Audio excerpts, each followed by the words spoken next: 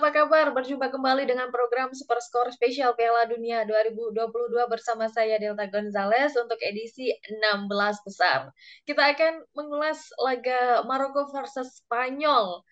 Cukup big match karena Maroko juga membuat kejutan-kejutan selama di fase grup. Kali ini akan berhadapan dengan sang juara dunia di edisi 2010. Kita sudah bergabung bersama dua wartawan olahraga Tribunnews Solo untuk mengulasnya. Ada Bang Giri dan juga Bang Devor Ismanto. Halo Bang Giri, Bang Devor. Halo Delta, Bang Devor. Halo Mas Iri. Ya, kita masih semangat sampai 16 besar untuk laga Maroko versus Spanyol. Bang Giri, Spanyol hanya mampu finish di peringkat kedua setelah dibekuk Jepang di laga terakhir ya. Nah, gimana nih pengamatan dari Bang Giri seputar performa dari Spanyol? Kenapa bisa kalah di laga terakhirnya di fase grup? Ya, tetap ya Spanyol ya dengan Ya. pola permainan mereka yang possession yang kuat dengan Mm-mm. permainan yang cair, mendominasi setiap laga. Tapi ini menjadi catatan tersendiri bahwa eh, memang ada yang salah dengan lini serang Spanyol yang Mm. mengandalkan false nine. Terbukti mengandalkan Alvaro Morata saja tidak cukup ditinjau dari pertandingan terakhir. Mereka mampu membukukan 83% ball possession, kemudian upaya tembakan ada 12 kali. Dan hebatnya lagi adalah 1058 pas sukses berbanding 220. Itu menandakan bahwa Spanyol sangat-sangat dominan. Tapi di sini daya berbicara soal turnamen, sebuah statistik penguasaan permainan tidak menjadi jaminan. Di sini berarti adalah lini serang, taji seorang lini serang menjadi sebuah kunci utama untuk memenangkan sebuah laga seperti itu. Nah, jadi juga menurut saya Luis Enrique tidak terlalu ambil pusing karena dia sudah termasuk sebagai pelatih yang cukup mumpuni pula untuk bisa mengotak-atik bagaimana nih Spanyol harus seperti apa untuk bisa melawan Maroko. Tapi Maroko juga tidak bisa dipandang sebelah mata kan ya. Jadi Bang Devor, kita tahu semua ya Maroko menjadi salah satu timnas yang mengejutkan di Piala Dunia 2022 ini sebagai tim wakil dari Afrika yang bisa menjadi juara grup. Nah, di sini Maroko menjadi juara grup di grup F ya, dan berhasil juga menghancurkan Belgia dan menjadi juara grup secara dramatis. Lolos ke 16 besar secara dramatis. Bagaimana kita tahu nangisnya Hakim Ziyech waktu itu? Gimana pengamatan dari Bang Dimor? Ya, Maroko ini sebenarnya di Piala Dunia kali ini dapat dibilang tampil dengan golden generation mereka ya, di Ya. mana seperti Ziyech, Yusuf N. Nesyri, ada Sofyan Boufal, bahkan ada juga Achraf Hakimi yang bermain untuk Ya. PSG. Jadi, sebenarnya berhasilnya Maroko menjadi juara grup di babak penyisihan grup Piala Dunia itu bukan hal yang mengejutkan ya. Apalagi mereka berada satu grup dengan tim-tim yang dapat dikatakan mengandalkan pemain-pemain yang sudah uzur, Belgia dan Hmm. juga Kroasia. Hmm. Bahkan Belgia mampu mereka kalahkan dengan skor 2-0. Dan Walid Regragui ini pelatih yang mirip-mirip dengan Jose Mourinho ya. Dia tidak peduli dengan ball possession, dia tidak peduli dengan bermain cantik. Yang diinginkan dia adalah efektivitas, dan terbukti di babak penyisihan grup dia hanya menciptakan 41% penguasaan bola dan mampu menciptakan 16 shoot dan 8 diantaranya mengarah ke gawang. Jadi Walid Regragui dengan Maroko ini akan memberi ancaman yang berarti untuk Spanyol di laga nanti. Nah, meskipun disamakan dengan Jose Mourinho, tapi jangan apa meniru parking busnya Jose Mourinho kan ya. Walaupun juga Spanyol pasti nanti akan menyerang habis-habisan saat berjumpa di babak 16 besar. Masih di Bang Devor, kalau kita lihat Walid Regragui ini ditunjuk sebagai pelatih Maroko baru di Agustus 2022, 2 bulan menjelang mereka pergi ke Qatar, dan di situ juga pasti Walid akan sangat sangat kerepotan dengan melihat siapa sih pemain yang harus aku bawa ke Qatar. Dibutuhkan waktu hanya 2 bulan ya sebelum berangkat ke Qatar, dan nyatanya pilihan-pilihannya, pemain-pemain pilihannya bisa membawa Maroko untuk melaju akhirnya sebagai juara grup, melaju ke 16 besar.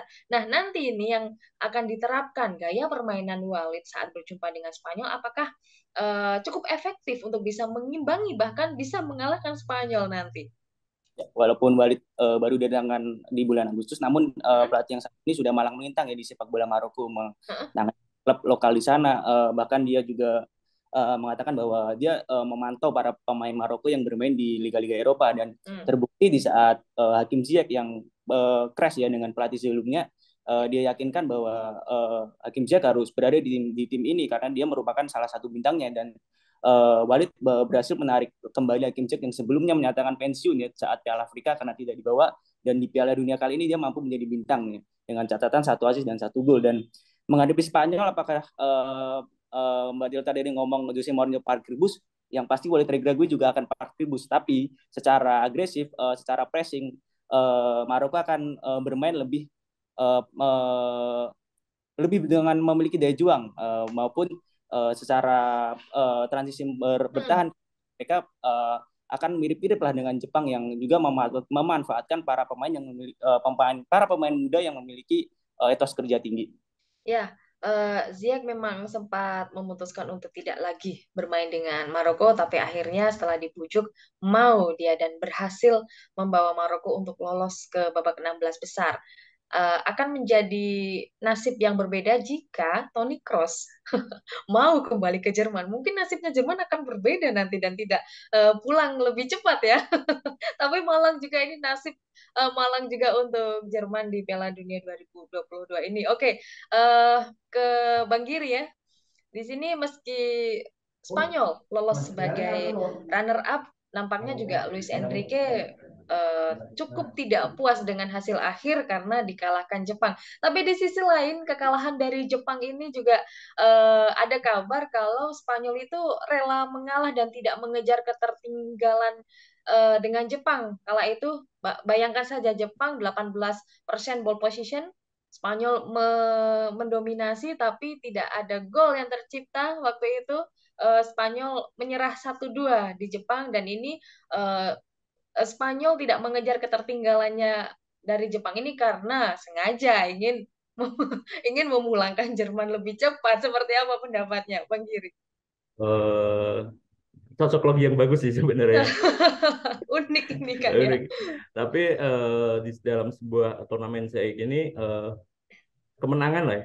Setiap tim pasti mengincar kemenangan, apalagi Luis Enrique sebelum sebelum pertandingan sudah berbicara bahwa dia ingin meraih kemenangan mutlak, finish sebagai juara grup, dan untuk terhindar dari Brasil. Dia sudah ngomong bahwa saya nggak mau kalau mau ketemu Brasil awal-awal, dan resikonya ketika pertandingan berakhir dengan imbang atau kalahan, Spanyol akan runner up, dan itu kejadian. Tidak menutup kemungkinan bahwa Spanyol nantinya akan ketemu Brasil lebih dini. Tapi sebelum itu, entah mau juara grup ataupun runner up, kenyataannya Spanyol akan bertemu, kemungkinannya di perempat final adalah Portugal. Nah, ini saya pikir cocok logi tersebut tidak benar ya, bahwa sengaja untuk memulangkan Jerman, karena memang kenyataannya setiap tim menginginkan hasil yang terbaik. Begitu, Mbak Delta. Ya, oke, cocok logi yang kurang benar, tapi ada cocok logi berikutnya. Jadi udah ketahuan nih Maroko juara grup F, lantas Spanyol sengaja menjadi runner up agar bisa ketemu dengan Maroko, dan di sini juga sedikit memandang sebelah mata Spanyol atas Maroko. Tapi semoga ini tidak benar karena setiap negara, setiap timnas yang bergabung di Piala Dunia 2022 ini pasti menginginkan kemenangan dan pasti menginginkan rekor-rekor terbaik yang bisa dicetak untuk edisi kali ini. Nah, kalau kita ngomongin seputar kualitas pemain dan juga susunan pemain, Bang Devor, Maroko tentu pasti akan bertumpu pada Ziyech lagi saat melawan Spanyol, dan juga banyak pemain-pemain bintang lainnya. Akan seperti apa ini saat jumpa dengan Spanyol? Jangan-jangan langsung parkir bus, tapi semoga juga tidak ya, karena Maroko juga pasti akan lebih mengandalkan lini serangnya. Dua pelatih menariknya, Spanyol dan Maroko ini memiliki dua pelatih yang memiliki filosofi yang berbeda. Jika Luis Enrique dengan ball position, Regragui ini nampak tidak peduli dengan ball. Yang penting adalah kemenangan. Melihat Spanyol yang sekolektif itu yang menguasai pertandingan, dan melihat contoh Jepang yang berhasil mengalahkan mereka dengan hanya 18% penguasaan bola, nampaknya Walid akan bermain dalam tanda kutip anti football, itu menunggu bola di pertahanan mereka sendiri. Namun yang pasti transisi bertahan ke menyerang mereka akan lebih berbahaya daripada Spanyol. Mereka memiliki pemain-pemain cepat seperti Achraf Hakimi di sisi Ya. kanan dan juga Mazraoui yang bermain untuk Munchen yang berposisi sebagai bek kiri. Pun juga Hakim Ziyech ini walaupun di atas kertas bermain sebagai winger, tapi dia lebih banyak menjemput bola ya. Dia lebih sebagai pelayan kepada Yusuf Ensefri dan Sofian Doval yang bermain lebih ke depan. Jadi apakah Maroko akan meladeni permainan Spanyol secara ball possession itu tidak, tapi apakah secara agresivitas mereka kalah itu tidak juga. Jadi Hmm. walaupun bermain anti football, namun mereka akan tampil agresif.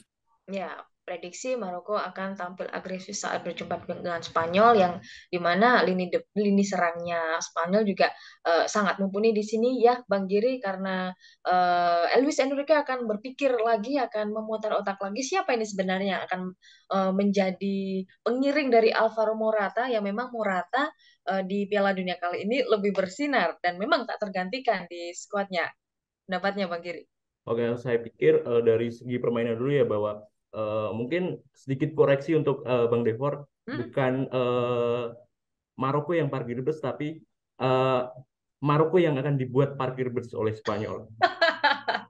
Karena ya Dengan lini serangnya Spanyol ya. ya, dengan permainan ciri khas kolektif, dengan segala kemampuan tiki taka Ya. dan aliran bolanya, saya pikir Maroko harus berpikir bagaimana cara tidak dibikin parkir bus lebih dulu, bukan agresif atau mengimbangi, tapi gimana mereka nggak tertekan seperti itu lebih Hmm. dahulu. Kemudian Hmm. dari segi lini depan, saya pikir selain Alvaro Morata, Dani Olmo dan Nico Williams bisa menjadi Ya. tandem yang tepat untuk Alvaro Morata. Dan jangan lupakan bahwa jika Maroko mengandalkan banyak pemain senior, Spanyol sudah belajar dari kegagalan beberapa Piala Dunia edisi lalu bahwa mereka sudah membutuhkan regenerasi dengan adanya lini tengah seorang Pedri dan Gavi Ya. yang dikomandoi dipimpin oleh seorang Sergio Busquets. Saya pikir ini era baru, wajah baru dari Spanyol untuk Piala Dunia 22 dan masa mendatang. Mereka sudah saya pikir menemukan komposisi yang tepat. Dan untuk laga melawan Maroko, ya yang saya sebutkan tadi, mereka akan tetap dominan untuk sejak awal laga cetak gol cepat. Ya, jadi spekulasi dari Luis Enrique membawa banyak pemain-pemain muda untuk edisi Piala Dunia 2022. Bang Giri, ada yang mengatakan kalau Dewa Sepak Bola menurunkan atau menciptakan Gavi ke dunia untuk mereka, para supporter yang belum sempat melihat permainan dari Iniesta. Apakah setuju dengan ungkapan ini? Saya pikir Gavi is Gavi dan Iniesta is Iniesta ya, kembali Iya. lagi. Tapi dengan usia yang masih sangat belia, terlalu riskan untuk menyematkan label tersebut. Jangan ada the next endingnya gagal. Jadi saya Ya. pikir Gavi harus step by step lah untuk bisa paling tidak mencapai tataran seperti Iniesta. Ya, karena usianya juga masih muda, masih belia, masih butuh banyak pengalaman, terutama di kancah internasional untuk para pemain-pemain muda. Dan dari sini memang skuad Spanyol merupakan skuad apa ya, skuad masa depan. Nah, skuad masa depan untuk bisa ke turnamen-turnamen berikutnya. Nah, kalau tadi katanya Maroko akan dibikin parkir bus oleh Spanyol, dan ini akan menentukan di babak pertama akan seperti apa. Kalau prediksi ya, babak pertama memang Spanyol akan lebih dulu mencetak gol. Nah, nanti nih kita lihat di babak kedua ini mungkin Maroko maupun juga dari Spanyol akan berganti gaya permainan, berganti formasi, bahkan kita lihat saja nanti berapa ini prediksi skor dari Maroko versus Spanyol, Bang Gevor. Ya, tadi Mas Giri bilang bahwa eh, Maroko akan dipaksa bertahan oleh Spanyol. Nah, tapi menurut saya malah Maroko sengaja bertahan untuk menahan Spanyol di babak pertama agar tidak Ya, kebobolan atau mereka mencari gol lewat serangan-serangan balik. oke. Mungkin Mm-mm. kali ini akan sedikit gol yang Mm-mm. tercipta, walaupun tadi mengatakan Alvaro Morata sudah mampu mencetak 2 gol dan juga lini serang Spanyol terlihat mumpuni, tapi secara konsistensi sebenarnya Asensio, Dani Olmo maupun Nico Williams yang dipasang pun sebenarnya tidak tampil Nico. bagus. yang ditekankan karena mereka lah bermain secara kolektif, namun secara finishing pun walaupun Morata mencetak 2 gol, namun sesaat melawan Jepang dia seperti kartu mati di lini depan karena banyak kehilangan bola, banyak menghambur-hamburkan peluang. Jadi secara prediksi saya Maroko akan unggul 1-0 melawan Spanyol. Tipis Maroko melenggang ke babak berikutnya hanya dengan 1-0 untuk mengalahkan Spanyol sang juara bertahan di edisi 2010. Apakah setuju, Bang Giri? Kurang setuju sih karena nasib Hmm? Maroko saya pikir akan sama dengan Costa Rica ya. Ya. Dengan kalau sama Costa Rica 7 gol ya, dengan Mm-mm. Mas Devor bahwa menyinggung bahwa permainan lini depan Spanyol kurang mumpuni dengan terbukti menghamburkan peluang. Tapi di sini yang saya soroti adalah permainan kolektif mereka dengan tidak hanya mengandalkan satu orang pemain untuk mencetak gol. Ini yang menjadi kelebihan Spanyol. Dengan kemampuan ini, saya pikir tidak hanya Morata saja, bahkan Dani Olmo dan lini tengah dari Spanyol bisa mencetak gol. Dan saya pikir setengah lusin gol cukup untuk menyingkirkan Maroko. Setengah lusin gol. Setengah lusin gol. Yakin, Bang Giri? Yakin, Ini akan yakin. menjadi hujan gol versus Maroko ini. Hujan gol. Oh ya, kayak spekulasi yang sangat besar sekali dari prediksi Bang Giri. Setengah lusin itu kelihatan sangat banyak banget. Kita sederhanakan 6 gol. Tanpa balas kah? Tanpa balas sih. Tanpa balas akan Tanpa menjadi balas. Meremehkan banget ya Maroko ya. ya kayak akan menjadi Costa Rica jilid kedua ini kan ya, dan juga Spanyol akan semakin ditakuti di babak-babak berikutnya, akan menjadi deja vu pembantaian ya. Oke, kita buktikan saja nanti bagaimana hasilnya laga Maroko versus Spanyol ini yang akan ditayangkan di Stadion Education City pada Selasa 6 Desember pukul 10 malam waktu Indonesia Barat. Terima kasih untuk Bang Devor, Bang Giri atas ulasannya. Sampai jumpa di ulasan berikutnya ya. Siapa? Ya, Tribuners jangan lewatkan program Superskor spesial Piala Dunia 2022 yang akan tayang di YouTube Tribunnews dan Facebook Tribunnews. Kami tayang setiap hari selama gelaran Piala Dunia. Kita kawal sampai final. Saya Delta Gonzales. Goodbye.